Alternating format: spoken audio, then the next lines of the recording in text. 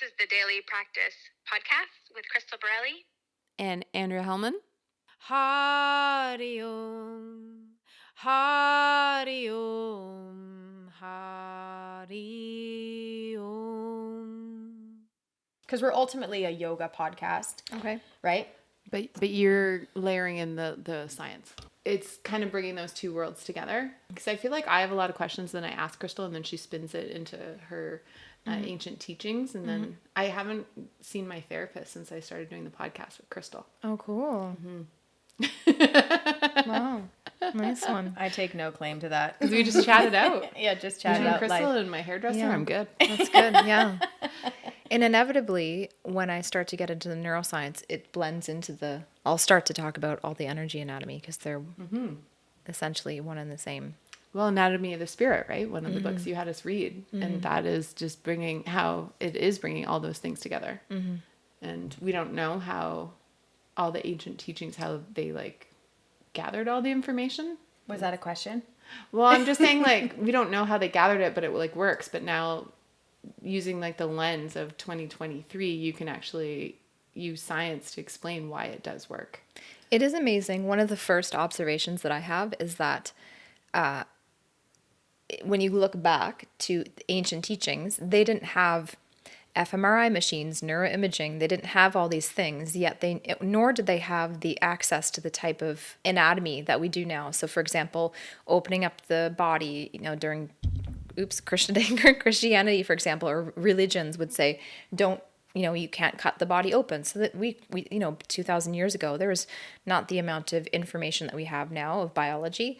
And yet, the yogic energy anatomy knew specifically through the lens of the chakras, right? Or the pathway of the chakras, that there is this understanding of these major internal organs that have to happen to intersect with the energy anatomy of the chakras. I keep bumping that.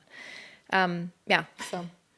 Yeah, and I think that they didn't know in the way of we say it has to be proven by science to know, but they did know. They went in and they did the visualization and they did those deep, long meditations. So they did come up with these energy, systems that really worked and that could heal the body. And they came up with all this different yogic techniques that help us even now in this day, even with all the science. We still go back to these ancient teachings that originated. But now the science is backed up behind it, right? But they knew. Now everybody just questions everything, and we have to have the last word. There's only one truth. That's the big thing that's been blowing my mind with that two things can exist at the same time and be true. Mm-hmm. Yeah, one can be I was thinking about this recently as well, because from this podcast, I'm and I listen back, I'm God, I sound so this is the truth. This is the one way, but there's many ways. And that truth is so real in the moment until you learn the next truth. And they're oh, there's a little spin on it, or there's another viewpoint, or there's another branch off of that is also very true, that might be opposing, but as you said, it's true and this is also true. Mm-hmm. Yeah. And it's interesting, I'm studying in neuroscience belief bias and how when we're exposed to something over and over and over again, even on a subconscious level, we begin to believe in that belief on a deep subconscious level, and then that becomes our truth. And that's where we see, next level, when people believe in, for example, a ridiculous, yet it might not be ridiculous, conspiracy theory of we're on May 21st, we're going to go to a certain location and aliens are going to pick us up because that's the end of the world. And this year? I'm going. Not this year. No, this is something that I've just been studying cool in my course. It's called the Neuroscience of Society, and going deep into conspiracy theories and why it is on a neurological level that what's happening with the brain. And that's where it gets really cool, because it's sorry, this is totally tangent, but just how we develop beliefs, right? And why, and how, if anything, keeping an open belief about beliefs is a good belief to have, because not everybody's right all the time. And then there's certain things that are just not, factual of it. And this is what I've been studying this month, especially in neuroscience, and how basically selective attention is when we, on a subconscious level and on a brain level, are paying attention to things that basically support our belief or our bias in a subject, a topic, a conversation, what's going on. We've just seen a lot of this in the last 2 years. But social media, I was saying, feeds into this selective attention silo in a way. So what we're getting fed through our social media, we know now nobody's, it's no surprise. Everybody knows that there are algorithms and social media is following what we're following. And, the phone is listening to us. And so it's paying attention to what we're paying attention to. So I think the crack in that system is that then we're only getting exposed to what it is that we believe. But it is really interesting that it comes down to our brain and what it is and our belief systems and our values and why that might be. Yeah, it creates like a divide. And that's just it. Yeah. I think that has created more conflict in some ways than it has peace. Mm-hmm. Totally. Yeah. Now that we broadcast so much, it's definitely shifted the way we express ourselves, like the way we filter, I don't know. I was talking with a girl the other day and she was saying that she doesn't like posting too many happy things about her daughter because she knows a lot of people, how challenging that is for other people. And I was like, well, you can't really filter because can't filter yourself based on what you think somebody else might feel.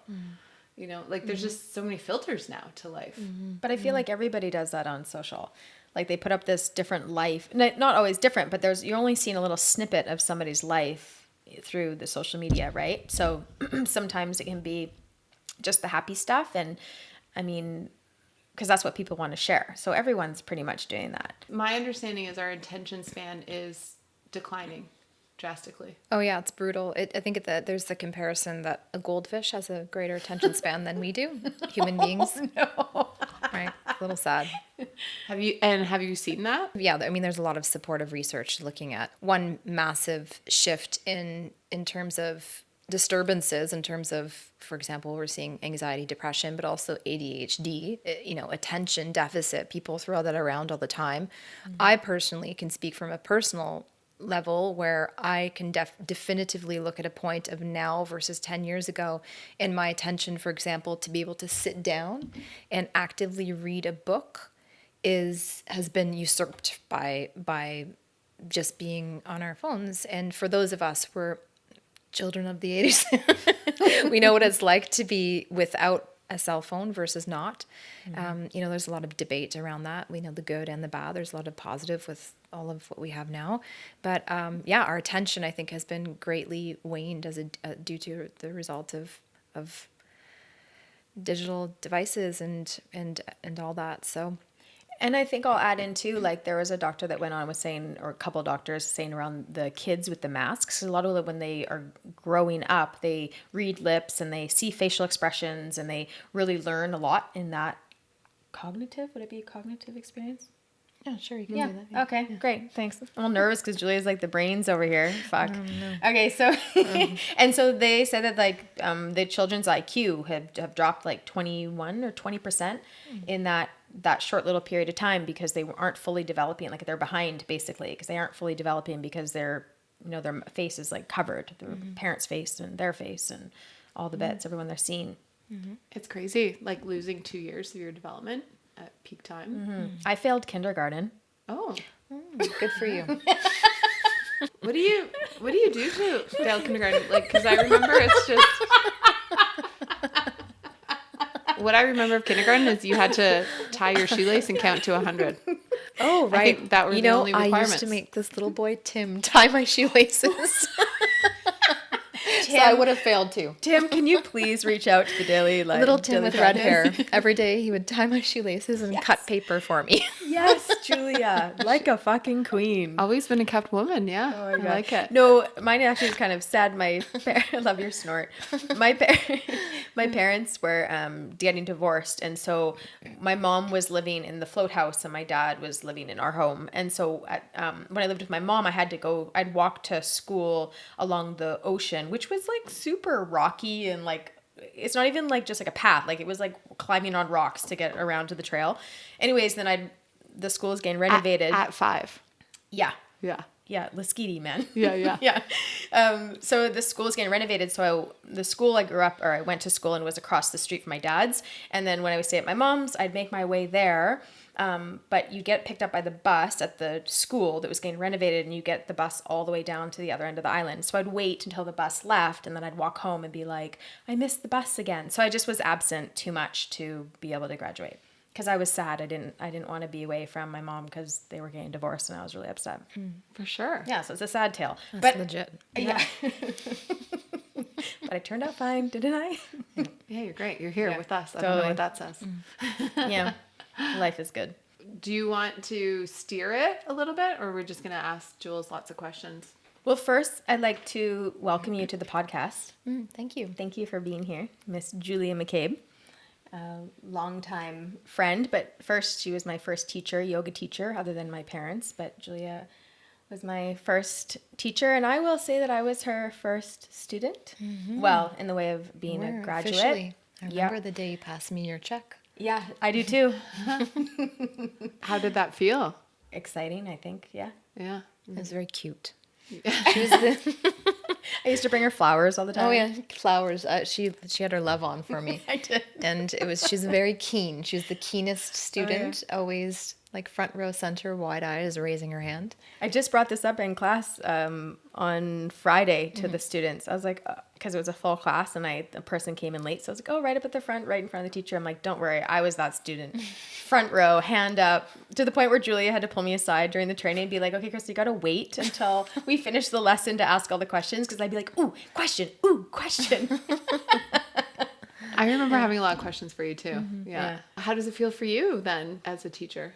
I don't overthink it, but I think when I'm reminded of it, I think, wow, it reminds me of the passage of time, all of the incredible places that I've traveled and met amazing people. And just the other day, there was a student of Konami's doing teacher trainings now, which is Yes. another, and is a student of hers who had graduated from Konami's training. So Oh, that's so cool. I feel like a grandmother. Amazing. So I don't know how I feel about that, to be honest. How many, I think I read on your website recently, you have like over 100 graduate students under you. Is that what it is at? Or maybe it's a bit more? No, I think it's more. I think that now I thought I had around Fast math. it's near the like between 300 to 500 now. Oh shit. It's Yeah. time to update your website. I think that's an old edit. But if you include all the the online stuff that I've been doing for the last 2 years as well, the shorter continuing education programs and but yeah, I had my last actual official teacher training was in Sri Lanka before COVID hit. Well, that's kind of crazy because you were sort of early adopter. I don't know if you're early adopter, but you know what I mean? Like doing the teacher trainings and everything. And now you've kind of gone into this other path where you're getting like deep into neuroscience. You're kind of always progressive. I think because I was so steeped in the deep interest of an energy anatomy and with, I don't want to say the C word because we're all so over it, but I think that it really opened up and it illuminated the mental health crisis that has been happening on our planet 10 times. It was already bad enough leading up to. For me, I'm just looking to constantly evolve, stay relevant, stay resourceful, have more to offer. And I was just curious to see, okay, well, what I've learned in yoga, wellness, energy anatomy, is it consistent in brain science? Typically, my move, I get obsessive over something and focused, and then threw myself into a master's program on it just to get to really know, be like, I'm not just gonna read I'm gonna like really fucking know it. Yeah. Amazing. Pin it up against the wall and know it intensity. But now I'm tired. I'm studying. No, but yeah, no, it's very, very, it's fascinating, but I think that it is relevant right now and still continues to be so. We have yet to see the repercussions of the pandemic. Yeah, so that's where I'm at now. I do find as well that as a teacher and a student of this practice, I am constantly studying and wanting to learn because it brings inspiration to my classes. It makes me want to teach because I'm like fueling a part of myself of like filling up with some knowledge and then I'm excited to share that knowledge with my students. So it keeps the fire burning a bit for me as well.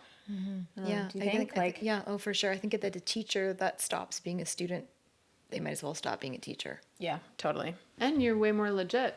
Or like you're bridging like two different worlds together. Exactly. Something that I find really fascinating, that I know that you've spoken about this before, because I've taken some of your online courses as well, that I feel like this came up, but the bridge between the pranayama, because you're a heavy pranayama teacher, and breath-centric teacher. And so the bridge between pranayama and the neuroscience, and like those moments that you're like, holy shit, like this is so cool. This comes together. Like this explains this. Like this is what the yogis were always talking about. And now we have science that's like, this is it. Like that's what sparks my interest, because it was something that sparked the interest with me around the mythology of yoga and mantras. And I'm like, oh fuck, like Warrior 2 was, called forth by Lord Shiva. Are you fucking kidding me? Like, that's so cool. Like there's more to it. And so I'm curious about is there a couple, or is there one that stands out that really connected your like pranayama and the magic between the two of neuroscience?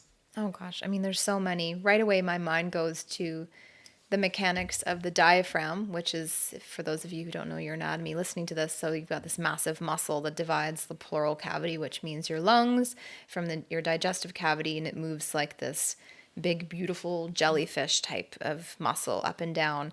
And I suppose the nervous system biology behind that is that when we diaphragmatically breathe, and in the book Breath by, oh my gosh, why am I blanking on the author? James Nestor. Yes. James Nestor wrote the Nicely book Breath. done. Everybody who's listening to this needs to read that book.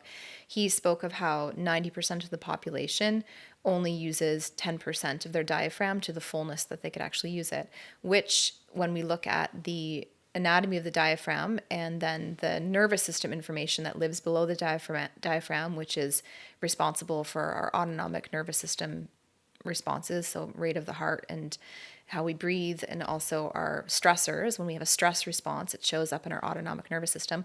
Well, we have all this amazing, if you were to pull up your diaphragm and look at almost like the spaghetti wires of your autonomic nervous system, it lives right underneath the diaphragm. And that connects right, of course, to the brain. And for everybody who's listening and they love the vagus nerve and all of that in anatomy, it's all interconnected. So just that alone of just teaching someone who is in distress and teaching them 4-7-8 breath, or even just deep diaphragmatic breathing, is life-changing. And in fact, you think that to breathe is a very basic elemental thing. What's the big deal about breath work? And then when you get somebody into class and they have never done breath work before, some people don't even know, and I kid you not, how to breathe through their nose. Just nose breathing is this massive challenge, let alone that conscious contact that we make with our breath, which in essence is spirit, is prana. We talk about it all the time. Even the word to inhale means, in I think Greek or Latin, inspire, or to take in spirit, which connects us to the practices of yoga. I mean, there's so many parallels, right, of how breath is spirit. Even all the undertones of what happened during COVID was all around breath, and how all of a sudden our breath was a weapon. Right? And how people were scared of people breathing around them. And, I'll never forget running through the week of in March 2020, this woman running like Jesus on the cross with her fists out through Stanley Park with a mask yelling, 10 feet, 10 feet. We went cuckoo. Yeah. We didn't want people to breathe on us because we thought we were going to die. So all of a sudden when our breath became lethal, there was this magnification on what is our breath, what has happened to it, what is this virus, right, that's going to kill us or is going to affect us. And in essence, when I saw it as a completely spiritual moment where I thought, oh, this is so obvious, are you kidding me? And that we're having this moment in time that is actually telling us to stop, slow down, you need to breathe more. And most of I would say, the dysfunction that we see, whether it's mental or emotional disturbances, is the causation is this lack of connection to the embodiment of our body and of breath. And that's like one simple thing that connects directly to our brain. That was I love teaching about the diaphragm and the nervous system and the brain and all of that. That is so fucking cool. Well, it's interesting too, because isn't one of the big tenets he says it's actually about breathing less, like slower. Yeah, and longer, not- slower breaths. An average person who is, let's say, anxious is breathing really shallow and quick. Right? Or we look at somebody who is unconsciously having a panic attack, or there's an unconscious hyperventilation that's happening. That's very different from the conscious choice of doing Bastrika breath, right? Or bellows breath, or consciously choosing to do a breath type versus when our breath is unconsciously being triggered due to a stress or stressor. Have either of you had a panic attack before? Oh, yeah. Yeah. When I chose to leave Yoga, I had a panic attack. Actually, I talked to you on the phone driving home, and I was like hyperventilating, crying the whole way up. And then I was on my floor in my kitchen, fully having a panic attack.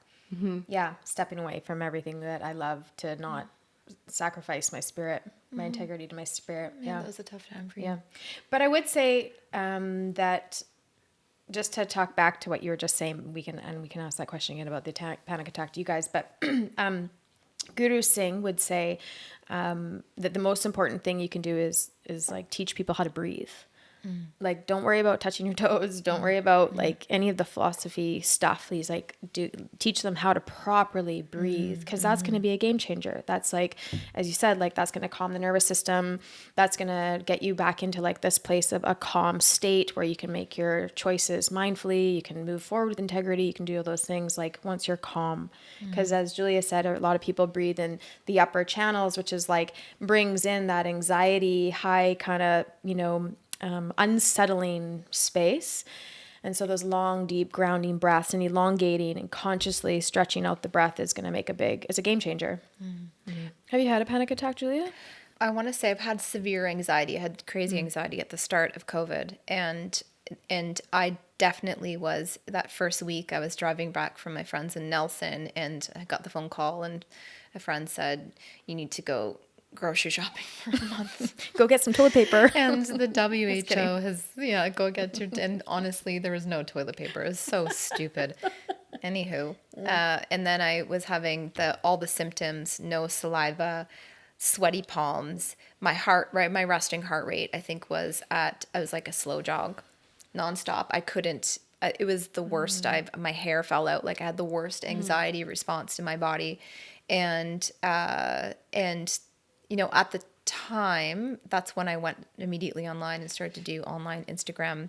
That's when I began to build my online studio without even knowing it, and thought, okay, there's one way I could deal with this. I could crawl under a rock and cry my face off in deep despair, or I could do the Instagram live, because I felt this fire in my belly. Like this is part of, and you probably felt this too, this is part of what you've been training for. You've been training for moments like this to offer these services of wellness and connectivity to the greater good and other people. So that's when I started to do that. And then, so I'd say that in terms of a breath type, and the mistake that I did make, there was another friend at the same time having an anxiety attack. There's lots of anxiety attacks happening in the 2020 year.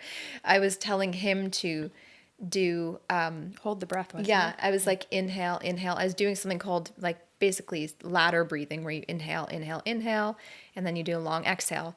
This is cool biology. So something we do know is that if you do have anxiety or having an anxiety attack, it is not a good idea to focus just on the inhale. You have to work on the exhale, because our heart sits on top of our diaphragm like a little muscular tugboat, and it cinches on the pericardium of the heart, cinches onto the muscle of the diaphragm. So when we inhale, there's a very, very natural little rise in our heart rate. And when we exhale, there's a very subtle fall in the heart rate.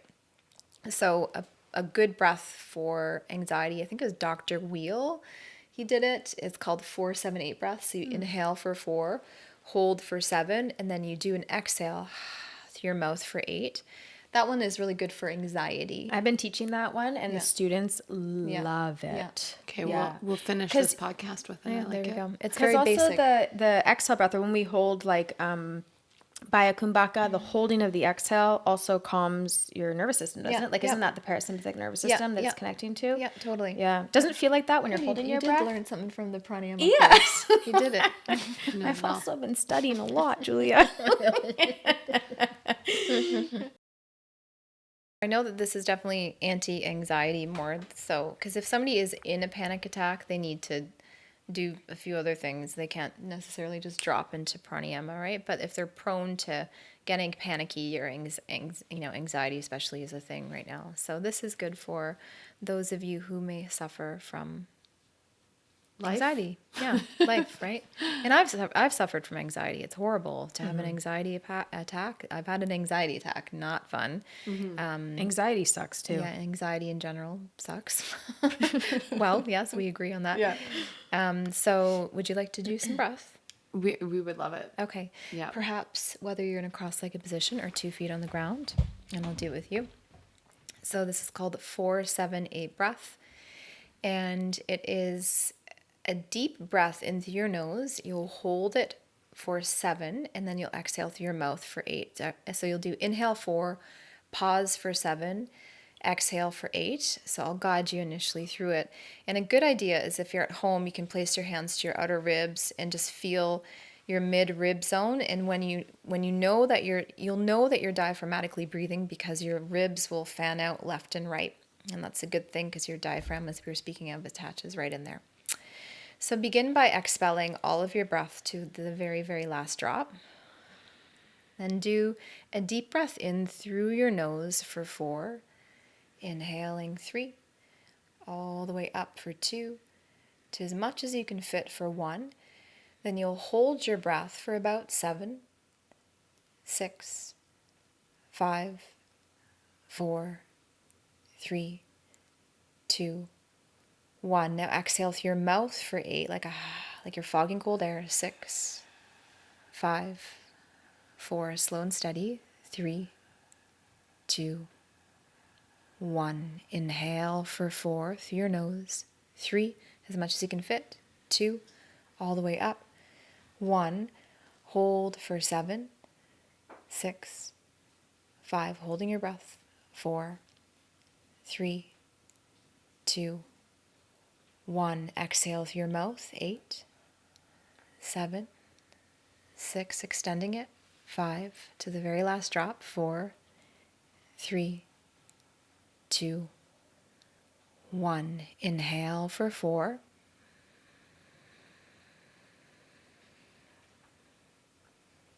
Hold 7.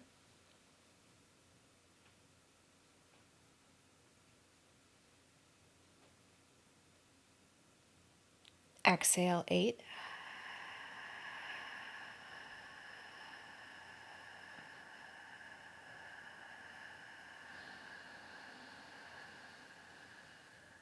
Inhale for 4. Try closing your eyes if they're open. Hold for your count of 7.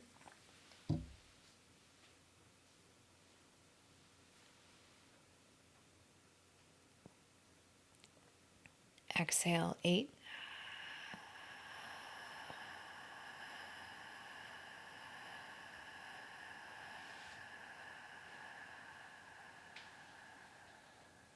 Again, inhale 4.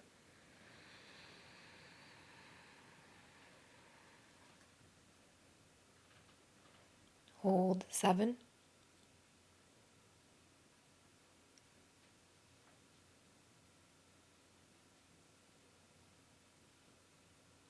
Exhale 8.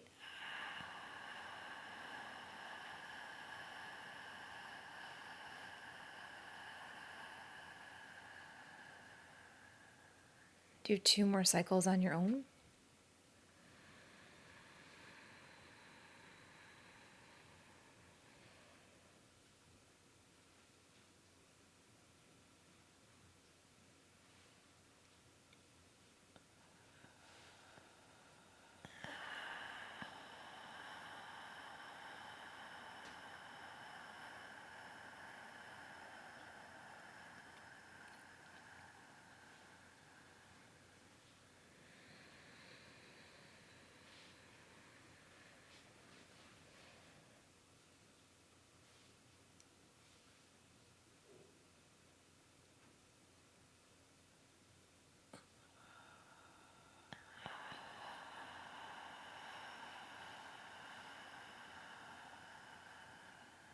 When you get to the very, very last drop of your 8th count, keep your eyes closed and just pause and observe how you feel.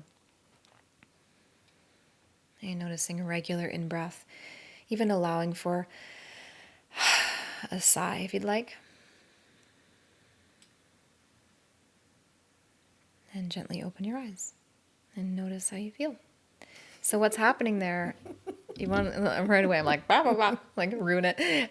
What's happening there is that's the example of doubling your exhalation. So your heart is responding. There's that autonomic nervous system response. Based on my time with you on the beach, I kind of want to like lock, like put in. Oh like, a yeah, lock do or the something. lock. Yeah, it's lock free. Lock free. Okay. How do you know when to lock and when to unlock? Well, Crystal, would you like to jump in on this one? Sure. Yeah. I will say I'm super fucking blissed out from that. I'm a little bit of a slut to the pranayama. You're a cheap pranayama date. I am such a cheap pranayama date and mantra date and anything. I'm like fucking launched. Like, where's Crystal? She, I don't know. She left the room a while ago. Yeah. So it's in the teachings. It said that you hold the bandhas, the energy locks, locks. If you're holding for longer than 10 seconds. And then if it's below that, you don't need to hold them. The idea, I always thought of like a fire hose that's doing this, like squiggling at the top of it, just wild, and then the neck lock. And then the bottom lock, and it said that it pulls the prana up through exactly. Sushumna, so it's like a rising, but it's more direct rather than that like snaky one you're talking about. Yeah. Then a kundalini. Can I? Yeah, little kundalini. Kunda kunda. Kunda.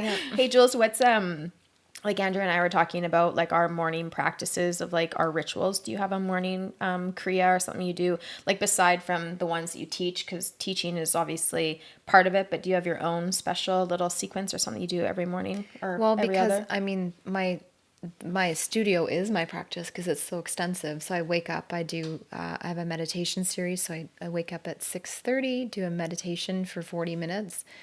A little talk, and that's talk, breath work, and then we drop into 20-minute meditation. And then I go right into my pranayama class. That's a half hour. And then I teach asana until 9:30. And I feel fucking fantastic. Yeah, that's a nice combo right there. And honestly, and my boyfriend, he often says, oh my gosh, you're so happy when you come out of, and our job saves us, right? Like I just think of how I can see and why and how some people fall off the yoga wagon for sure. And I understand it and I have compassion and get it. And Patrick Krillman, who is a huge influence in my life, he talked about, we were chatting about it the other day, of how our job has kept us in good order, right? And how even when things went awry, we still, we're watching kind of others maybe fall apart around us who maybe aren't into the practices. And that's one of the first things I see. There's kind of this, and you may speak to this, there was a little bit of a refractory period, and there still kind of is, of yoga became a mainstream thing, and then people got their hate on for it as well. Like this kind of like, I don't do yoga, or like, oh, I did that between this year and this year, but I don't do that anymore. And I just think, God, that is such a shame, because these practices, doesn't matter when you plug them in, and if they're cool or not cool, they fucking work. And there's so many avenues, like you can target, like look at a lot of people go for it just for the physical, right? And like, I mean, of course, we're not just physical teachers, but that does have a potency and a power. It'll get you to the end game. It just might take a little bit longer, but like, there's so many different avenues that you can go, and different like forks in the road of yoga that you can experience. And yeah, like, oh man, I sing all day long, like the mantras. Yeah, I was driving to class, the other day, and I was singing the Guru mantra, which is actually the first mantra I learned from Julia. She you made me sing it to you, learn it and sing it. It's the first, anyways. So, but I was singing that on the way to class. I was like, Guru Brahma, Guru Vishnu. And then all of a sudden, Young MC, Bust a Move came on the radio, and I like stopped chanting mantra and turned up Bust a Move and started rapping. Oh man. It's funny, just the other day I was listening to this let's just say it. Neuroscience is effing nerdy. There's some nerds in this zone. Like, I'm like, ooh. I don't know. I think it's like, That's sexy. I think it's having a new, Okay, it's having a renaissance. Well, I've been watching a lot of nerdy people. And so there's this guy on YouTube. He started to talk about different practices anti-anxiety practices. So he talked about the 4-7-8 breath, but he was doing it in such like a elemental sciencey way. And then he said, and then I've learned, and he said, now this, you guys, is kind of out there, but I do something called Kriya Yoga or Kriya Kundalini, and he said something. Wow. And then he started to sing a little song, and it was, Satana. Satana. And everyone's like, it's like in a conference hall, and everyone's like, but he was like, this helps me. And I was like, oh, that's so sweet. It just makes its way into modern day. I love that. It's like a pendulum. You got to go all the way out to like swing back. I think it's like accountability and like for why people do fall off the track. I think it's like accountability, and some people like hit it a little too hard, and then it's not really sustainable. And it's confronting, right? Like, God, actually part of the reason, and I'll let Crystal speak to this as well, why I wanted to go into the impetus of why I wanted to go into what I wanted to go into is that after doing probably 20 teacher trainings and realizing, why am I so drained after teacher training? And holy Hannah, there's a lot of people who show up with mental health issues and are attracted to or drawn to, when in transition, anxiety, depression, suicidal ideation, all these things that are that would show up. And I personally did not feel qualified, nor was educated enough in what was happening to them, potentially in a spiritual level, but not on a biological and informative way that I could send them, other than giving them the name of a counselor. I just felt almost irresponsible and not doing due diligence and understanding the science beneath mental health disturbances. And so I just felt, and this is a very common theme amongst yoga teachers, they have this aha moment of, oh God, this is above my head, and I need to learn what's happening and know how to negotiate what it is that I'm responsible for, what it is that I'm not responsible for, and understanding boundaries within a teacher training, but also knowing when we need to sign off and send that person to a therapist, or send that person to a doctor, send that person to, treatment. And it's heavy duty. There's a lot of like crazy things that showed up to teacher trainings. And that was a huge impetus of why I went into neuroscience and mental health. Because you do go deep. Yeah, it's very deep. Lots of tears. Yeah. Right? I loved it. Yeah. It's life-changing. For 95% of people, it's like incredible. And there's that 5% who leave and they're just stunned, I think too, it's like people are ready to show up and do the work, and some people think that they're ready to show up and do the work, but then they aren't willing to do the work. And I'm like, I honestly, my patience for the people that show up, that pull their shit but don't take responsibility for their end of things, I'm kind of over it. Yeah, same. Like I'm just like, fuck off. Yeah. Like seriously, you need pay attention. Pay attention. That like, victims. The victim, the blaming it on other people. It's like, I'm just not fucking interested. Yeah. It's hard though, because that's like a coping strategy, and that's like a way people are trying to survive. So I find it kind of hard because I don't have that. I have like the opposite. I have like a striving coping technique. And then I'm trying to find like a more meet in the middle, or to get curious with that and not just be alienated when people kind of assume like a victim stance on things, because it triggers me. What's the neuroscience on triggers? What type of triggers? Like that triggers me, like when somebody acts like a victim, like It's unhealed trauma, isn't it? So it's like, I mean, trauma is obviously a big word, but I don't know about the neuroscience of it, but triggered, it's like it's hitting something that isn't healed within yourself. Yeah. Or Julia, more? Well, I think, and then just in terms of like basic anatomy of the brain, there's an area that just popped up, the insula, which is rarely talked about in the brain, and it has to do with disgust and like, and when we're like disgust, and that's like Gottman stuff, and right? it also speaks to, when I think of the yamas and niyamas of what's the one, aversion, right, or disdain, or like when we are disgusted or despise someone. And it's interesting to have a look at, why is that? Sometimes you just don't like someone because you just don't like someone, or they have something in them that completely is due to, like you said, a childhood trigger or something that comes up for you, or a bad experience. So there's a lot of the psychology of things, and then there's what's happening in your brain. And, I was actually just speaking of this week of the default mode network, which is, I talked on Instagram about it, how it's this constellation of neural networks within the brain that actually are activated when someone pushes our triggers, and we essentially are, then there's, for example, in states of heightened anxiety or heightened depression, we see a heightened activity of the default mode network. And the opposite is the positive task network. So when we're focusing on something, when we're in flow, or, when we're doing something, we have to focus on something like the breath or like, potentially positive things. It takes us out of the default mode. When you think of the word default, it's like, what do we default to? So when I think of triggers, it, inevitably in there somewhere, the area called everybody's probably heard about the amygdala. The amygdala, they've thrown into the default mode network as well.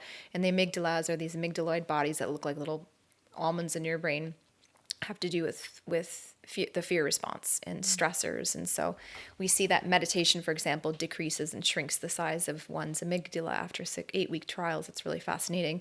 Whereas when someone is under a great deal of stress or in a state of chronic stress or anxiety, they have, in a way, this hyperactive, if you will, amygdala activity, and probably the default mode network as well. So I imagine when someone is triggering us, we would drop into that neurochemical constellation of things, but it's also on an energetic level, what Crystal was just saying, of just all the stuff, the shit of our past has to go somewhere, right? And it's showing up in our whole body, the embodiment of things.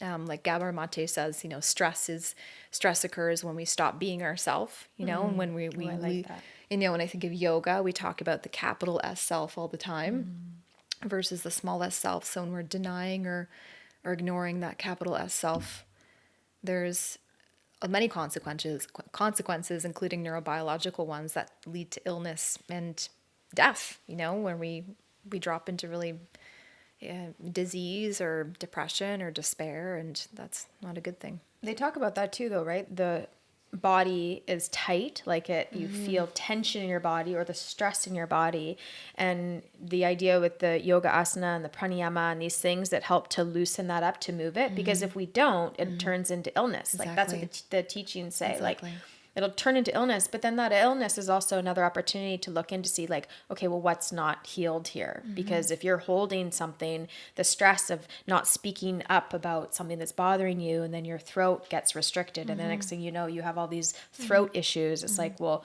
what was the plant, the seed in the beginning that caused that? And start to heal that part of yourself.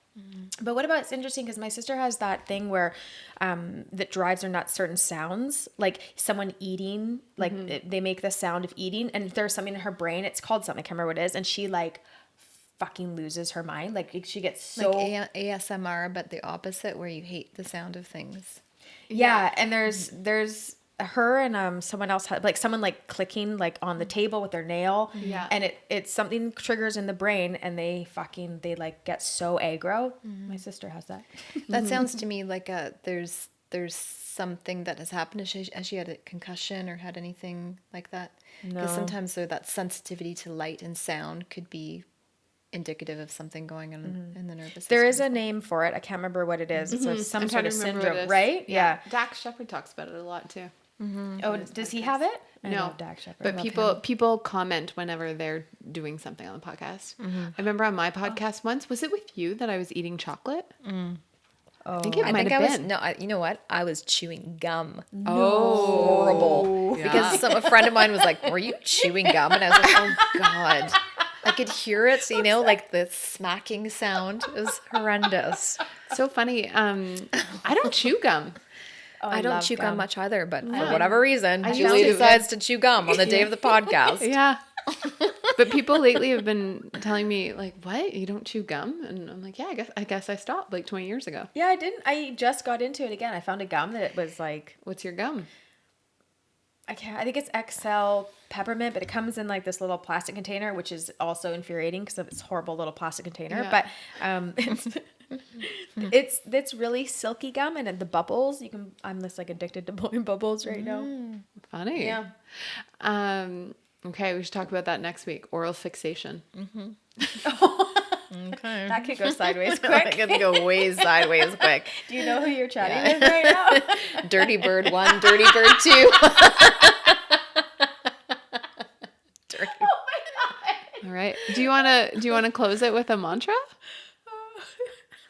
You should give us a journal Actually, prompt. I do have a journal prompt. Let's hit it. Let's hear it, Julia. This is something that I have been doing. So, you do to-do lists in the morning. All the time. So instead, for my brain, I like to do journaling at the end of the day before bed, and I do what I did list. Oh, that's so nice. instead of a to-do list, I look back at my day because I'm a high needs achiever. Let's call a spade a spade. You. And I need to, and it gets, I sometimes look back at a day and say, what did I do? If I just kind of, whatever, brush it off. And the did list, when I do a did list, it actually reveals everything that I did do. But I also just do little things like sent my dad flowers, or did I went for a walk, or you include the little things, or made myself coffee, cleaned the kitchen, did this email. And then when you look at the actual things that you did do, there's a certain level of satisfaction and compassion that comes with that. I love that. And I can totally see that there's that feeling of like accomplishment, which a lot of times I'm like you, I'm like nonstop and I'm tired a lot because I'm like, fuck, just don't stop. And I find that I always have the to-do list. And even though I'm crossing things off and I'm like, oh yeah, there's always something left on that list. And so I feel like, oh, I didn't get that done. So there's this feeling of like, Failure. Yeah. So the did list. The did list. What I did list. What I did list. I love that. I think that's, thank you. Yeah, you're very welcome. I love it. I love Everybody homework. listening, let me know how your did list go. Yeah. Did. Get it done. When? This is the Daily Practice Podcast with Crystal Borelli. and Andrea Holman. Yeah. Life teachings, life practices. Good luck. Om Hari Om Hari Om Hari Om. If you want to check us out on the World Wide Web, our website is thedailypractice.life, and on there we have all kinds of resources, but we have a free full moon course. It's about an hour long. There's a yoga practice, pranayama, you'll learn a mantra as well as story time, and all taught by Crystal Borelli. Hariom.